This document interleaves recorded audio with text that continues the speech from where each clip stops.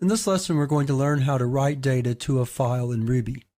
For the purposes of this lesson, we're going to assume that we're going to always be writing to a new file. In the exercises, we'll look at how to write data to a file that already exists or append data to the file.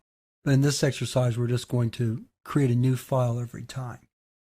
So let's get started by creating a new program. We're going to call this program writefile.rb. Our first step is to create a new file and associate it with a file object. This file object is just a name that represents the file itself because we'll be using it to call print and put s. So let's take a look. We'll call our output object or our writing object, our file object, outFile. And then to create a new file, we type file.new, the name of the file, in quotes, and then also the letter W in quotes to indicate that we're writing to this file. Once we've done that, then we're ready to actually begin writing data to the file. So let's look at a couple of ways of doing that. One way would be to use print. Another way would be to use putS. When we're finished, we should always close the file. You'll notice when we read files, we weren't particularly concerned with closing. It's just considered good practice to always close files that are being written to. I know when I started out in computing, closing files was actually necessary. The operating system didn't do it for you, and if you didn't close a file, a lot of times that file would be corrupted when you tried to open it again later. Now in most languages, closing simply allows the buffer that is created as you actually write data to the file to be flushed. So a lot of times when you print data or put S data, that file is actually placed in a buffer in memory. And then when the file is closed, then that buffer is flushed and the data is actually physically written to the file at that time. That just makes your programs more efficient. So let's test out our code right here. We'll exit and save. And we'll run our program. There was no response. I didn't tell it to write anything to the console. So then we can check. Let's see what our text files are. And there's our file, myfile.txt. So let's look at it. And there you'll see we have hello world and goodbye world put right next together because print did not include a new line. You should usually add that new line into your code to explicitly make sure that a new line is included. So let's go back and look at our program. And let's fix that.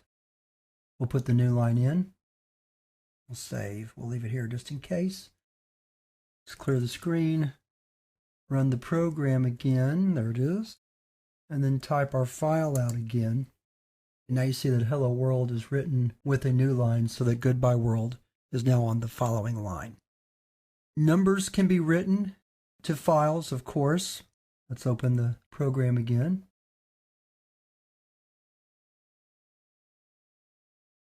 And of course we can include arithmetic expressions. Now let's take a look.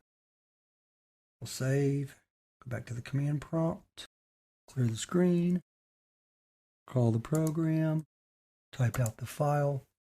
So it looks like 1004, but of course it was 100 and then 2 times 2, which is 4. I didn't bother to put the new line in just because I didn't think it was necessary to demonstrate how numbers are written. Of course, we recognize that when numbers are written to a file, they're actually written as text. So if we want to read those back in as real numbers, we'd have to do a conversion as we read it in. We'll cover that scenario in the exercises also.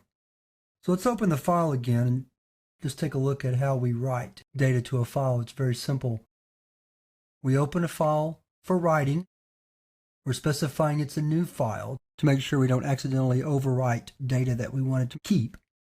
And then when we open the file, we also specify that it's for writing with a W. Then using our file object or our file handle, we simply print data that we want to be written to the file. So strings and numbers, any data at all. I didn't go through all the different data types, but I didn't think that was necessary. And then when we're finished, we close the file. When we go back and look, we have data written to the file exactly as we specified. So that wraps up this lesson on writing data to files. Now we're going to move to another different type of I/O, and talk a little bit about network programming in Ruby.